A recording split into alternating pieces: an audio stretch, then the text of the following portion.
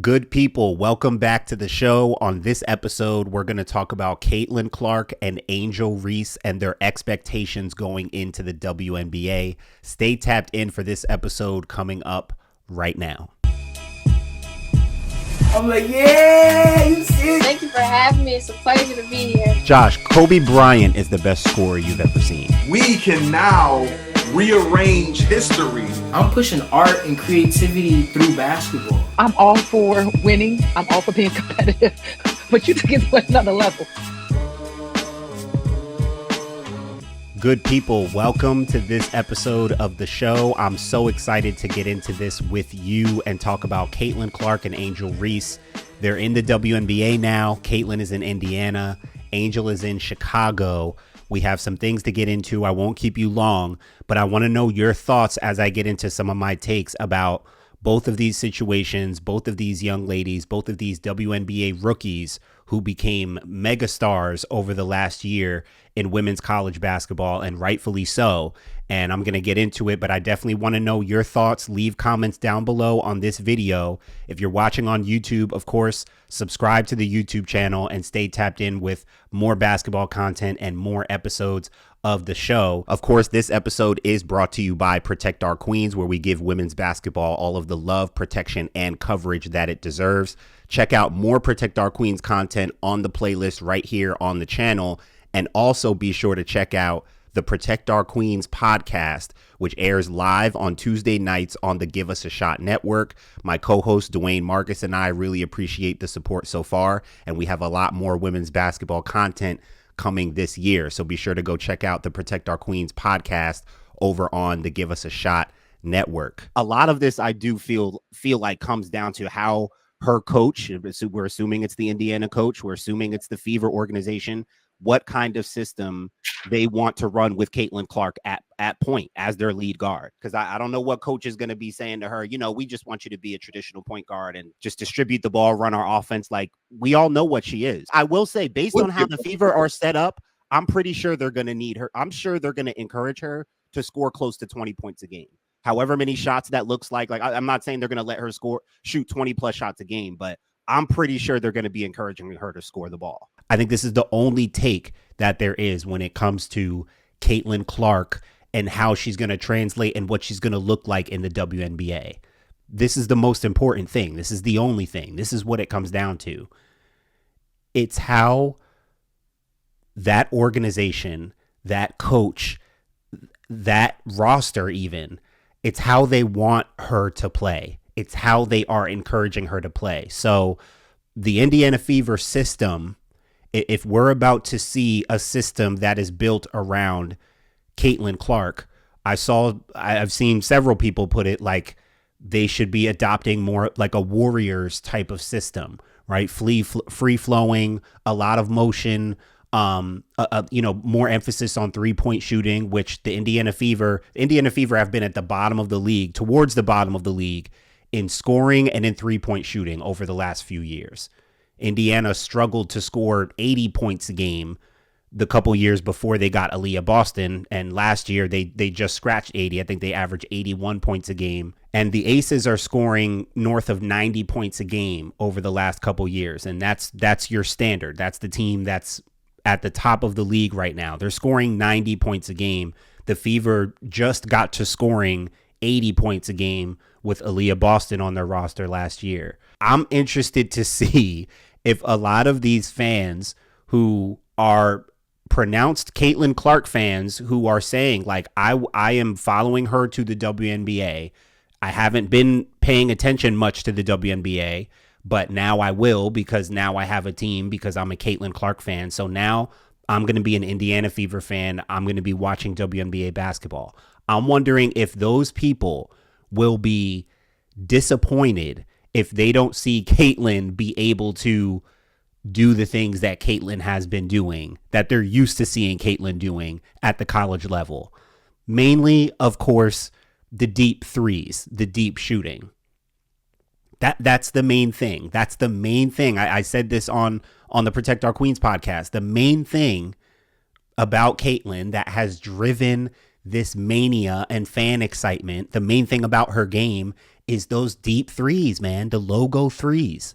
That's the most exciting part about her game. What has made Caitlin Clark, what created all this frenzy, why there's been this mass hysteria around her and her game. What's the number one thing about her game that has drawn this much attention to it? What's the main thing? What's kind of the only thing? The shooting.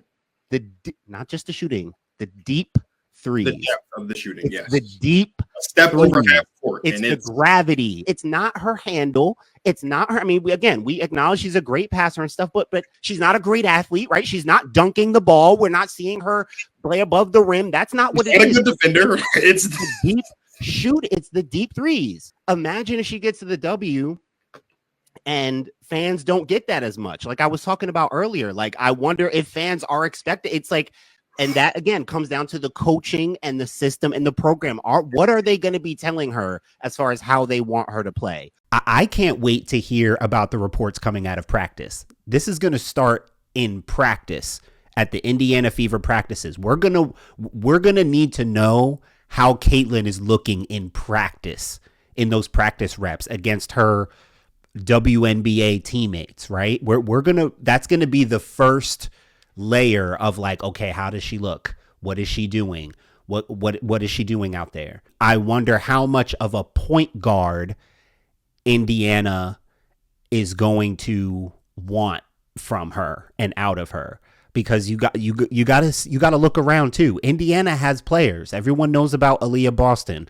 That's an amazing duo and combination of skill sets and abilities in itself in Caitlin and Aaliyah Boston. I mean, that in itself is, we're all excited about that, and we should be, because that's so much to work with on its own. But if you look at the other pieces on that team, the other players, their leading scorer last year was not Aaliyah Boston. It was Kelsey Mitchell, who, by the way, was one of the top scorers all time in college. Caitlin had to pass her. I think she's third still right now. Kelsey Mitchell, twitchy guard, shot maker, right? Looking for her shot. You have Nalissa Smith, who's kind of that dual forward who can also do things offensively. Who is going to be saying to her, if she comes in with her mentality, if she wants to be more like, okay, I'll let things come to me, I'll be conservative, I'll be more of a point guard, let me more set people up, make sure Aaliyah's getting her touches, make sure Kelsey's getting her touches, like if she comes in with more of that mentality, I wonder if someone, whether it's the coach or Lynn Dunn or Aaliyah Boston or anyone, I wonder if anyone who would be the one to say to her, yo, Caitlin, let that thing go. Go into Caitlin mode. Be who you are. And one of the things that could force someone to have to say that is if they're not winning games, is if it's just like not working, if it's not producing wins, if they're not cracking, at least 80 points a game regularly, 85 point, right? Like you want to see that offense humming. You want to see them scoring points. Part of that is going to be Caitlin not just getting double figures, but encouraging her to score. And so it seems like she's very confident and she's going to look for her openings. But I wonder how encouraging her coach and her organization and her teammates will be to be like, yo, girl, look for, if you feel that itch if you step over half and you feel that it, just let it go for it. Like, I wonder if she'll need to be told or encouraged to go into that mode, or if she's already there and we're just going to see her like start to figure that out. Now, you can't just start letting them go and missing and stuff. That's not going to fly. She's going to have to make, like, if she's early on in her first couple games shooting and making deep threes, then, God help us all. Like, who knows what's going to happen. The defense that Caitlin Clark saw with Raven Johnson was just a taste of what she's about to see in the WNBA. Like, that's the closest thing to what, like, we saw Nika Mule, of course, in the Final Four game do a really good job as well. That defense from Raven Johnson is a taste of what Caitlin will see at the next level in the W. Quicker, not going for the little hezzies, right? Like, she's going to have to figure that stuff out. It gets quicker, faster, stronger, just like any adjustment when you go up a level in sports. I do think at times Indiana is going to need Caitlin to be their best player in her rookie year. I think they are going to need that, and they should want that from her, to feel like at times or in certain games or in certain moments, like they should want her to feel like and operate like their best player. She doesn't have to be, she's not carrying the franchise. Again, it's not Iowa. She's playing with better players, better roster. She doesn't have to carry that roster because they have good players. They have the rookie of the year from last year. Like, it's not set up that way. The WNBA play, I mean, you heard Diana Taurasi, right? She said reality is coming, but Taurasi did also say after that, when you're great, it translates.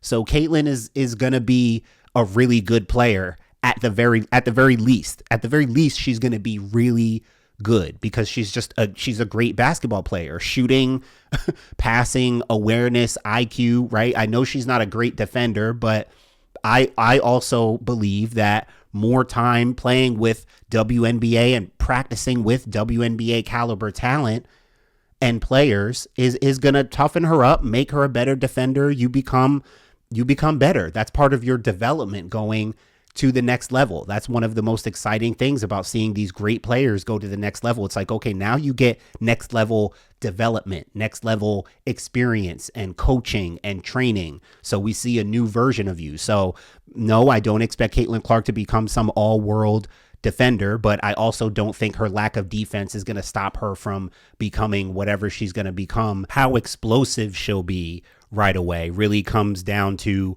like her adjustment to things, the quickness, the physicality, all those things that come with adjusting to a higher level of competition, and also the system and what they're promoting and what they're pushing as far as how they want to play. She is coming in with more endorsement deals and sponsorship money and dollars or whatever relationships than any other player ever has coming into the WNBA already.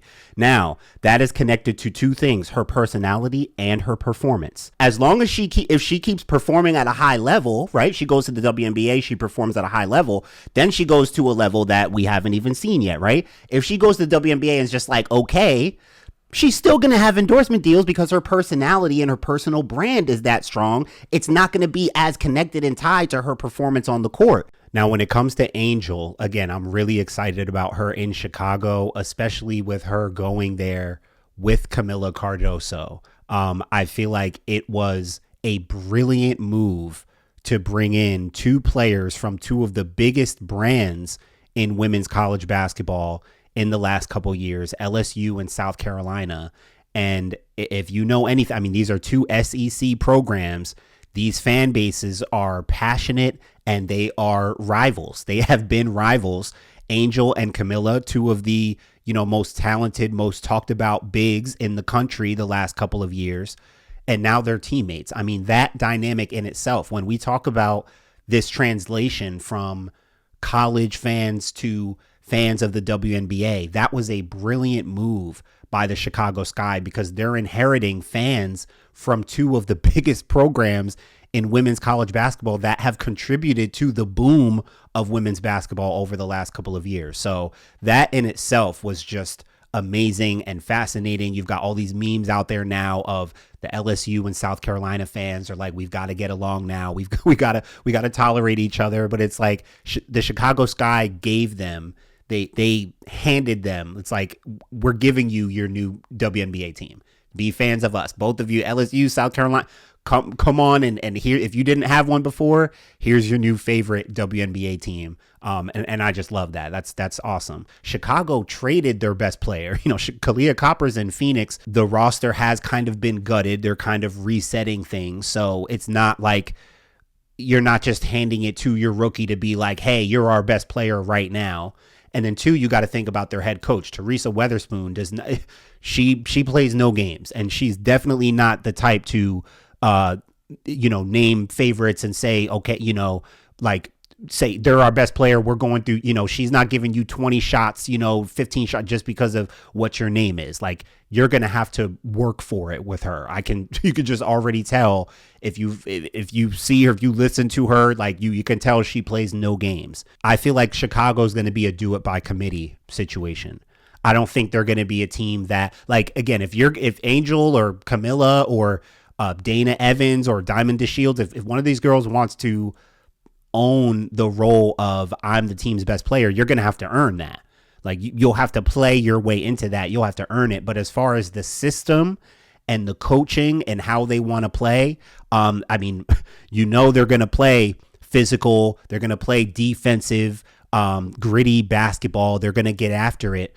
I'm interested to see how they play offensively. I would love to see them get up and down offensively as well. I think Angel and Kamilla working together at that pro level, figuring out the ins and outs of inside play in the WNBA, the physicality, just the nuances of things, like the fact that as a rookie duo that who were both elite post players, two of the top post players in the country coming out of college, the fact that they're playing together in the W, it's also the kind of players they are. Like, Kamilla and Angel are both battlers, workers, runners. They run the floor exceptionally well. Angel can push the ball with the ball in her hands. And for Angel and Kamilla to have each other, to be able to work off each other and figure out the nuances of being a quality big in the WNBA, that's going to be dangerous. I love that Angel now gets to focus on the basketball. If Angel Reese adds any kind of consistent jump shot to her game, that's going to open up so much to her potential and her ceiling. I don't think Chicago is built or even needs her to be the number one option. I don't think Chicago and Teresa Weatherspoon, I don't think they're the type to look at anyone as a number one option. They want to build a cohesive, tough-minded roster that's productive on both ends. I don't see them as like pouring into the stardom of Angel Reese. She's our number one option. We're going to her. Angel can do a lot of different things to impact the basketball game. She may have some work to do to become like a star key primary player. Who knows? Listen, I think Angel is that kind of competitor. I also think she has great instincts and skill sets that haven't been on display yet that people may not realize. I think she has the mentality and the skill set to be an impact player right away. And I think she's going to be good for that system and that team. Who knows how good they'll be, but like, I just think between her mentality and her skill set and having Kamilla there with her, I think she's going to be pretty good right away. Thanks for watching or listening to this episode. Make sure you like the video and leave a comment down below. Subscribe to Basketball Society for even more basketball content and episodes of the show.